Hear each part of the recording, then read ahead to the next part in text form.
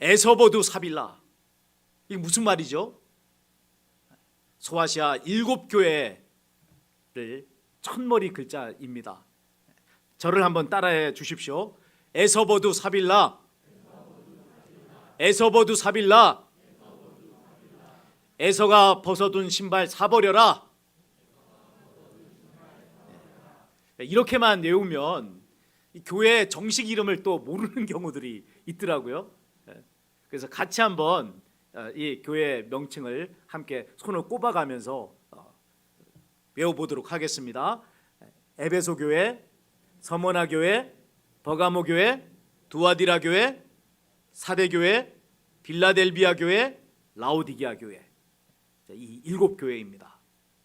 소아시아 7교회는 요한계시록이 쓰인 당시 실제로 이 소아시아의 지역에 위치했던 그런 교회였습니다. 그리고 동시에 이 땅의 모든 교회를 대표하는 교회였습니다.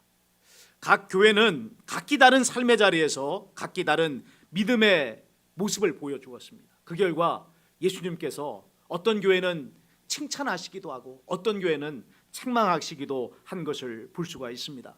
에베소 교회는 어땠습니까?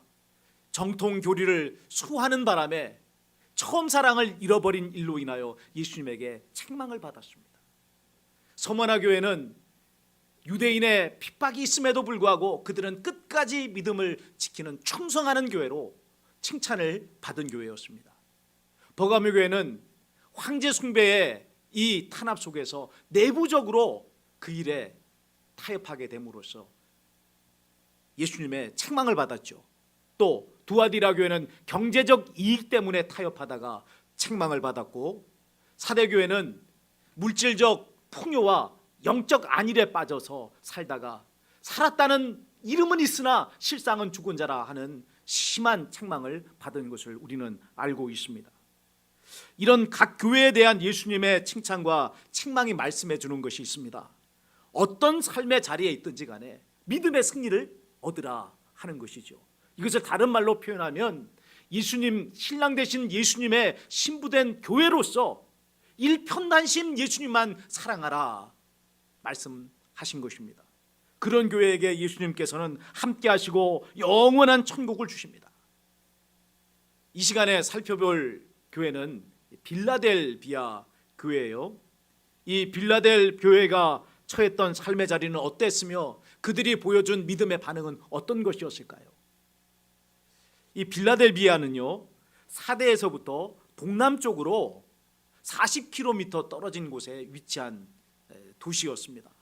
소아시아 7교회가 위치했던 각 교회들 중에서 가장 늦게 발전을 한 곳이 바로 이 빌라델비아예요. 도시의 규모도 크지 않았습니다.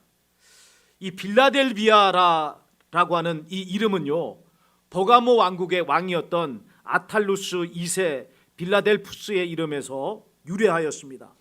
그는 형 유메네스 2세의 뒤를 이어서 버가모의 왕이 되었습니다. 그런데 그가 암살된 줄만 알았던 그의 형 유메네스 2세가 그리스에서부터 돌아온 것입니다. 그러자 이 동생 아탈루스 2세 빌라델푸스는 즉각 왕의 자리를 사임하고 왕위를 형에게 다시 돌려주었습니다. 그것이 쉬운 일이 아니잖아요. 권력의 맛을 한번 보게 되면 절대로 그 권력을 놓지 않는 것이 사람들의 속성입니다. 그런데 이 아탈루스 2세 빌라델푸스는 그렇게 하지 않고 형에게 왕위를 돌려주더라는 것입니다. 두 사람은요, 이런 자신들의 형제간의 우애를 기리기 위해서 도시를 하나 세우고 그 도시의 이름을 필라델피아라고 지었습니다. 이 필라델피아는 형제 우애, 형제 사랑, 이런 뜻을 가지고 있는 이름인 것입니다.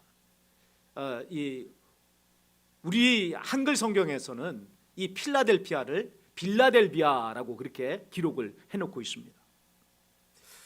빌라델비아는 로마 제국의 아시아주 동북으로 뻗은 무역로상에 위치하고 있었던 교통의 요지였습니다.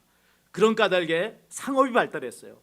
또 도시의 이 북부 지역은 화산재가 축적이 되어서 만들어진 넓은 평원이 있었는데 거기에 포도를 재배하고 또 그 포도를 가지고 포도주를 생산해냈습니다. 이것이 이 일대의 아주 유명한 그런 산지가 되었던 것입니다.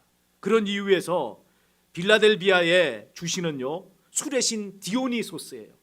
이거를 로마 신화의 이름 명칭으로 하면 바커스, 우리 5천만의 피로 회복자 하면서 바커스 마시잖아요. 이게 이제 바커스가 디오니소스의 또 다른 이름인 것입니다.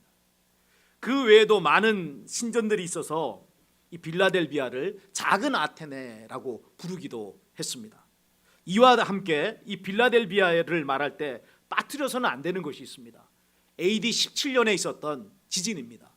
우리가 4대 교회를 살펴보면서도 이 지진에 대해서 말씀을 드렸습니다. 그 지진으로 인해서 4대와 빌라델비아는 거의 폐허가 되다시피 했습니다. 지진의 피해를 더 많이 받은 곳은 4대였지만은 이 지진의 진앙의 위치가 이 빌라델비아에 훨씬 가까웠기 때문에 빌라델비아는 그 이후로도 계속해서 여진의 공포에 떨어야만 했습니다. 이후 로마 황제 티베리우스의 지원하에 도시는 재건이 되었습니다. 빌라델비아 사람들은 이런 황제의 그 지원에 너무나 감사해서 자기 이 빌라델비아를 뭐라고 부르기 시작했느냐면 네오 가이샤라라고 불렀습니다. 새로운 황제 도시. 네오라는 게 새롭다 하는 것이죠.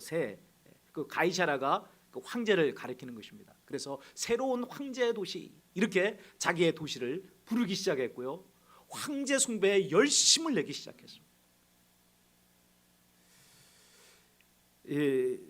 역사 기록에는요 이곳에 대규모 유대인 공동체가 있었다는 기록은 없습니다. 그러나 오늘 성경의 기록을 살펴보게 되면 상당수의 유대인들이 이 도시에 거주하고 있었고 그로 인해서 빌라델비아 교회에 어려움이 가중되었던 것을 보게 됩니다. 자, 과연 이런 삶의 자리에서 빌라델비아 교회는 어떤 믿음을 발휘하였을까요? 편지를 보내신 예수님께서 자기를 어떤 분으로 진술하셨는지부터 살펴보도록 하겠습니다. 자, 7절입니다. 같이 읽겠습니다. 빌라델비아 교회의 사자에게 편지하라. 거룩하고 진실하사 다윗의 열쇠를 가지시니 곧 열면 닫을 사람이 없고 닫으면 열 사람이 없는 그가 이르시되. 예수님께서는 빌라델비아 교회 사자에게 편지하면서 자신은 어떤 분이라고 말씀합니까? 거룩하신 분, 진실하신 분, 다윗의 열쇠를 가지신 분이라 그렇게 말씀을 하고 계십니다. 그런데 이런 예수님의 자기 계시는요 앞에 교회들의 경우와는 구별이 되는 것입니다. 자, 앞에 교회들은 어떤 예수님의 모습이 나왔느냐면 이 밤모섬에서 기도하던 요한이 주의 날에 예수님을 환상 가운데 뵙는 역사가 일어나지 않습니까? 그때 예수님을 배웠던 모습이 이 계시록 1장 12절부터 19절에 기록이 되어져 있습니다. 자, 이 앞에 나오는 교회들에 보내신 그 편지들을 보면 거기에 예수님의 자기 계시는 여기 이 계시록 1장 12절부터 19절에 나왔던 모습 가운데 하나였어요. 그러나 오늘 빌라델비아 교회에 보내신 예수님의 모습은요 그 문단에 나오지 않는 모습인 것입니다. 물론 의미상으로는 충분히 유추할 수 있는 그런 것입니다. 왜 이렇게 예수님의 모습이 그 앞에 나와 있는 문단에 나오지 않는 것일까요? 그것은 뒤에 나오는 이기는 자에게 주시는 상을 언급할 때에 말씀하신 주님의 새 이름과 연관이 되어져 있습니다. 자, 먼저 거룩하신 분, 진실하신 분이라고 말씀을 하셨는데요. 이 두 개의 표현은 구약 성경에서 하나님을 지칭할 때 사용하는 표현이에요. 그러면 예수님께서 당신을 나는 거룩하신 분이다, 진실하신 분이다 라고 말을 했다는 것은 무엇을 의미합니까? 나는 바로 하나님이다 라고 하는 것을 말씀하신 것을 의미하는 것입니다. 또 다윗의 열쇠를 가지셨다라고 말씀하셨는데요, 이것은 메시아의 왕권 자체를 가지신 분이라 하는 것을 의미합니다. 도리아는 종말론적 하나님 나라에서의 통치자, 주권자가 바로 이 예수님이시다라는 것을 말씀을 해주시는 것이죠. 그러기에 예수님께서 열면 닫을 자가 없고 닫으면 열 자가 없는 것입니다. 하나님으로서 또한 종말론적 하나님 나라의 주권자로서 예수님께서는 이 빌라델비아 교회를 어떻게 평가하고 계실까요? 그 평가 내용이 8절에 나옵니다. 8절요, 함께 읽겠습니다. 볼지어다 내가 내 앞에 열린 문을 두었으되 능히 닫을 사람이 없으리라. 내가 내 행위를 아노니 내가 작은 능력을 가지고서도 내 말을 지키며 내 이름을 배반하지 아니하였도다. 아멘. 예수님의 평가는 이것입니다. 내가 작은 능력을 가지고서도 충성하였다 하는 것이죠. 그 충성의 내용이 뭡니까? 내 말을 지키며 내 이름을 배반하지 않았다는 거예요. 이 빌라델비아 교회는 당시 소아시아의 여러 교회들 가운데 작은 교회였습니다. 성도의 숫자도 작았고요, 경제적인 능력도 작은 가난한 교회였습니다. 유명한 목회자가 목회한 그런 교회도 아니었습니다. 지방의 한 작은 교회인 거예요. 오늘날로 표현을 하면 어떤 교회입니까? 시골의 작은 무명의 목회자가 목회하는 작은 교회인 겁니다. 그것이 빌라델비아 교회를 향하여 작은 능력을 가졌다라고 말씀하신 예수님의 이 말씀의 의미인 것입니다. 자, 그런데 왜 빌라델비아 교회는 소아시아 여러 교회들 가운데 이렇게 작은 교회였을까요? 왜 이렇게 가난한 교회였을까요? 가난한 성도들이 개척을 했기 때문에 그렇습니까? 아니면 전도를 하지 않아서 교회가 성장하지 못해서 이런 것입니까? 아닙니다. 주님의 말씀을 지키며 주님의 이름을 배반하지 않았기 때문에 그렇습니다. 그 일로 인하여서 성도들은 공직에서 추방되기도 했고요, 경제적인 활동에서 소외되기도 했던 것입니다. 그 바람에 가난해졌어요. 그 바람에 교회가 커질 수가 없게 된 것입니다. 세상의 부귀영화를 좇지 않고 기꺼이 하나님의 나라를 위하여 고난받기를 자처했다는 것입니다. 일편단심 예수님을 사랑하는 마음으로 살기로 각오한 교회, 그런 삶을 나타낸 교회가 바로 이 빌라델비아 교회였다 하는 것입니다. 이런 빌라델비아 교회의 모습은요, 직전에 나왔던 사대교회와 대조를 이룹니다. 사대교회는 AD 17년에 빌라델비아와 같이 지진을 만났다는 점에서 공통점이 있습니다. 자, 그러나 두 교회에 대한 예수님의 평가는 정반대입니다. 사대교회에 대해서 예수님은 책망만 하셨잖아요. 뭐라고 말씀하셨어요? 내가 살았다는 이름을 있으나 실상은 어떤 자라고 말씀하셨습니까? 실상은 죽은 자다, 그렇게 말씀을 하신 것입니다. 반대로 빌라델비아 교회에 대해서는 칭찬만 하신 것입니다. 내가 작은 능력을 가지고서도 충성하였다라고 하신 것이죠. 무엇이 이렇게 극과 극의 차이를 가지고 온 것일까요? 그들이 가지고 있었던 능력의 차이가 아니었어요. 능력으로 본다면요, 사대교회가 빌라델비아 교보다 월등하였습니다. 훨씬 더 많은 성도들이 있었고 경제적으로도 월등히 부유한 그런 교회였습니다. 그러나 사대교회는 이런 월등한 외적인 능력을 가졌음에도 불구하고 교회가 가져야 될 본질적인 그 핵심을 가지지 못했단 말입니다. 무엇이 교회의 핵심입니까? 무엇이 교회의 심장입니까? 예수님에 대한 사랑. 예수님에 대한 사랑. 아무리 껍데기가 화려하고 대단하고 엄청난 것 같아도 예수님께 대한 사랑에 빠져 있으면 여러분, 그 교회는 참된 교회라고 말할 수가 없는 거예요. 사대 교회가 그랬습니다. 주님을 향한 일편단심의 마음이 없으니까 세상과 사랑에 빠져버리더라는 것입니다. 큰 교회, 이름난 교회, 이게 뭐가 중요합니까? 그것은 사람의 평가일 뿐이에요. 우리에게 중요한 것은 사람의 평가가 아닙니다. 예수님의 평가인 것입니다. 빌라델비아 교회 성도들은요, 사람 보라고 신앙생활을 하지 않았어요.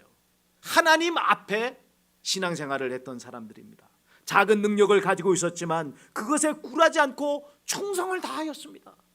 예수님께서는 그것을 보시고 그들을 칭찬하신 거예요. 저는 요즘 매주일 유초등부 영상 예배를 드리고 있는데 이 영상 예배를 드리면서 참 큰 은혜를 받습니다. 모든 선생님들이 다 열심히 섬기시지만 특별히 그 율동하는 선생님들, 율동인도하는 선생님들을 볼 때 정말 너무 큰 감동을 받습니다. 라병규 집사님, 또 누리자매, 찬송영재, 아직 유초등부 영상 예배에 참석하지 못하신 분이 계시다면 꼭 유초등부 예배에 참석해 보시기를 바랍니다. 저는 도무지 하려고 해도 할 수가 없는 어려운 동작을요, 너무 부드럽게, 라병규 집사님이 덩치가 얼마나 큽니까? 그런데도 너무 스무스하게 잘 감당을 하는 것입니다. 입으로는 노래를 부르고 그리고 또 얼굴에는 막 웃음이 하나가득 들어있는 거예요. 그게 한 주간만 그런 게 아니라 매주일 그렇게 기쁜 모습으로 섬기는 모습을 볼 수가 있습니다. 보기만 해도 너무너무 행복해집니다. 하나님께서는 얼마나 기뻐하시겠어요. 아이들 율동을 인도하는 거 사람들 보기에는 작은 일처럼 보여요. 그 율동을 하는 것이 작은 능력인 것처럼 보입니다. 그러나 여러분, 하나님께서, 예수님께서 보시는 것은 여러분 일의 크기가 아니잖아요. 능력의 크기가 아니잖아요. 맡겨주신 그 일을 얼마나 충성하느냐, 얼마나 기쁨과 감사함으로 감당하느냐, 그것을 보시는 것입니다. 저와 여러분 모두에게 이런 충성이 있으시기를 주님의 이름으로 축원합니다. 주님께서는요, 충성하는 빌라델비아 교회에 세 가지 일을 해주시겠다고 말씀을 하십니다. 첫 번째는 빌라델비아 교회에 열린 문을 두시겠다는 거예요. 이 열린 문이라는 게 어떤 의미입니까? 천국으로 들어가는 문이라는 거. 이걸 빌라델비아 교회에 주시겠다는 것입니다. 여러분, 모든 교회가 천국으로 들어가는 문이 아닙니다. 교회 이름을 열린문 교회라고 지었다고 해서 그 교회가 열린문이 되는 것이 아닙니다. 어떤 교회가 여러분 이 천국으로 들어가는 열린문이 될까요? 충성하는 교회, 예수님을 뜨겁게 사랑하는 참된 교회가 그런 교회인 것입니다. 빌라델비아 교회를 예수님께서는 그렇게 평가하시며 열린 문을 두시겠다라고 말씀을 하셨습니다. 두 번째는요, 사탄의 회당 곧 자칭 유대인이라고 하나 그렇지 아니하고 거짓말하는 자들 중에서 몇을 그들 발 앞에 나와서 절하게 해주시겠다는 것입니다. 빌라델비아 교회가 어려움을 당했던 큰 이유 중 하나는요, 유대인들의 핍박이었어요. 그들은 그리스도인들을 당국에 고발했습니다. 가이사를 섬기지 아니하고 그리스도를 섬기는 그런 반제국적인 인사들이라 그렇게 거짓말을 해댔던 것입니다. 그 결과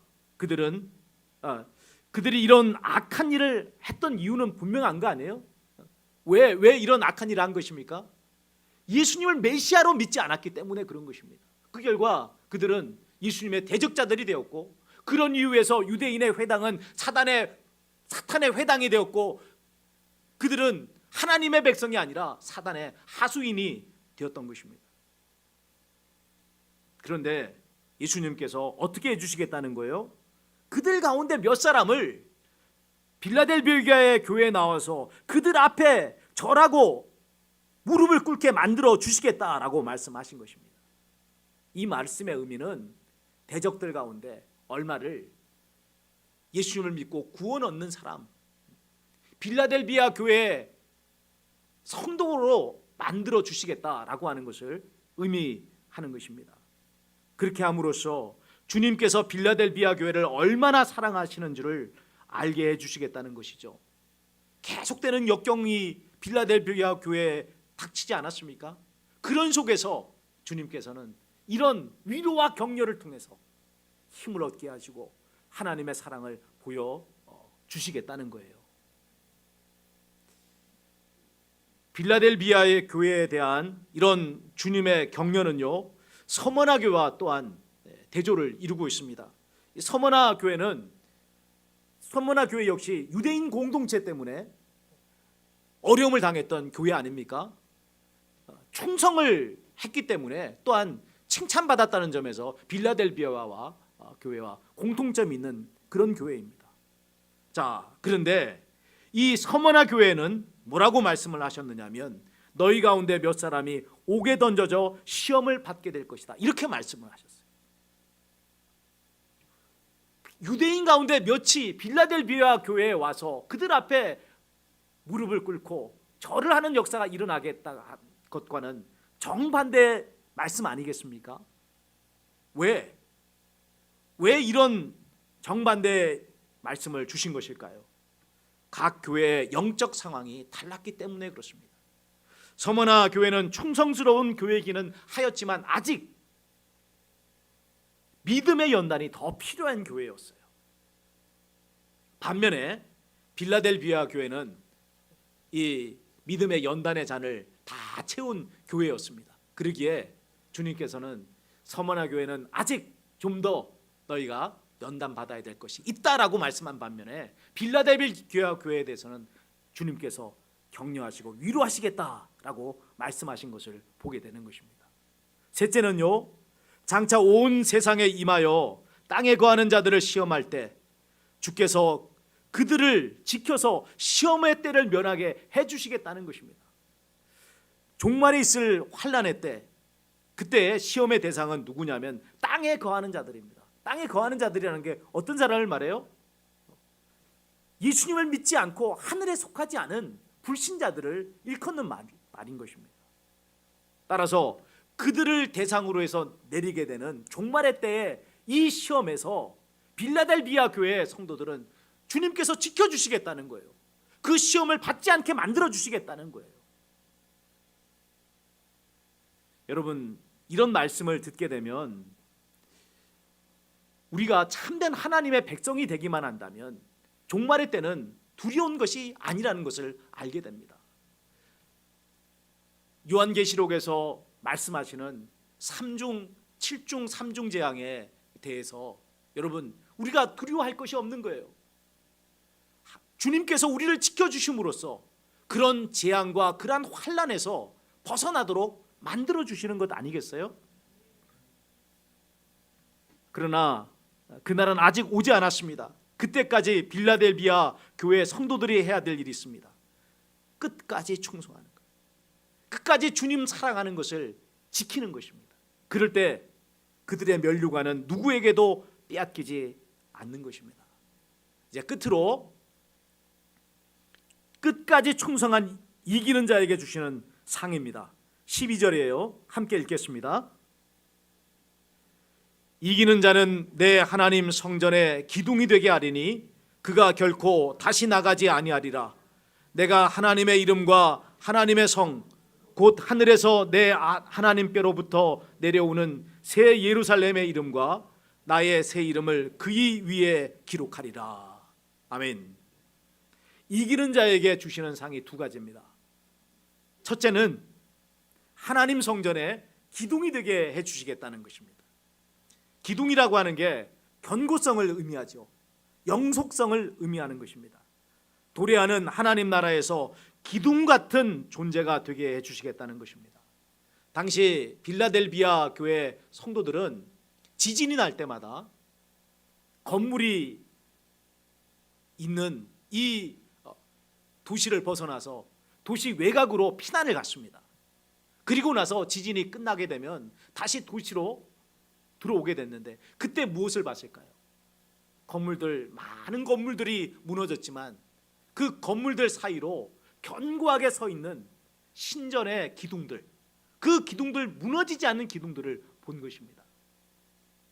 자, 예수님께서는요, 이런 그들의 경험에서 따온 심상을 이용해서 상급을 말씀하시는 것입니다. 어떤 상황에서도 흔들리지 않고 어떤 상황에서도 무너지지 않는 기둥이 되게 만들어주겠다. 이기는 자에게 그런 은혜를 주시겠다는 거예요. 두 번째는 무엇입니까? 그 기둥에 세 종류의 이름을 기록하시겠다는 겁니다. 하나님의 이름과 새 예루살렘의 이름과 주님의 새 이름입니다. 하나님의 이름을 기록한다는 건 뭘 의미하겠어요? 그 사람이 하나님의 소유다라고 하는 것을 의미하는 거죠. 우리가 책을 샀어요. 또 신학기에 새 공책을 샀어요. 그러면 그 새 책과 새 공책에다가 당장 무엇을 표시합니까? 자기 이름 석자를 딱 쓴단 말이에요. 아무개 거, 내 거 건드리지 마, 뭐 이렇게 써놓잖아요. 하나님의 이름을 이 기둥에 새겨 놓는다는 것은 이것은 하나님의 소유다, 어느 누구도 건드릴 수 없다라고 하는 것을 말씀을 해주는 것입니다. 또 새 예루살렘의 이름을 기록하겠다라고 하는 것은 그들이 새 예루살렘 성의 시민이다 하는 것을 의미하는 것입니다. 마지막으로 예수님의 새 이름을 기록하겠다 하는 것은 무엇이겠습니까? 왕으로 다스리시는 예수님의 통치에 참여하는 자가 되게 해 주시겠다 하는 그런 의미인 것입니다.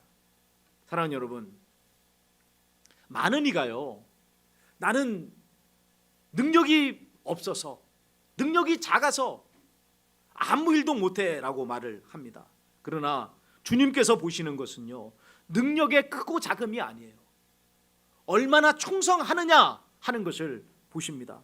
5달란트 받은 종과 2달란트 받았던 종은 능력이 달랐잖아요. 5달란트 받은 종은 그 5달란트를 감당할 재능이 있었어요. 2달란트 받은 종은 2달란트를 감당할 재능이 있었습니다. 재능이 다른 거예요. 능력이 다른 거예요. 그러나 둘은 다 맡은 일에 충성을 하였더니만 주인이 똑같은 말로 칭찬한 것을 보게 되는 것입니다. 뭐라고 칭찬합니까? 착하고 충성된 종아, 내가 작은 일에 충성하였음에 내가 많은 것으로 내게 맡기리니 내 주인의 즐거움에 참여할지어다. 이 칭찬의 말이요, 토시 하나 다르지 않습니다. 똑같이 기록되어 있습니다. 뭘 이야기해요? 능력의 차이 때문에 차별을 두는 것이 아니라는 거예요. 충성함을 본다는 것입니다. 똑같이 충성하면 똑같은 칭찬을 받게 돼요. 그러나 안타깝게도 1달란트 받았던 종은 자기의 작은 능력 때문에 시험에 빠지고 말았습니다. 내 이 작은 능력 가지고 1달란트 겨우 받은 것 가지고 내가 무엇을 하리? 그리고서는 그것을 땅에 묻어놓은 어리석음을 저지르지 않았습니까? 결국 그는 주인의 집에서 내쳐지는 신세가 되고 말았습니다. 세상 사람들의 평가에 연연하지 마십시오. 나의 작은 능력에 매이지 마십시오. 오직 주님께 충성하는 참된 일꾼이 되시고 교회가 되시기 바랍니다. 하나님의 나라에서 기둥 같은 존재들이 될 것입니다.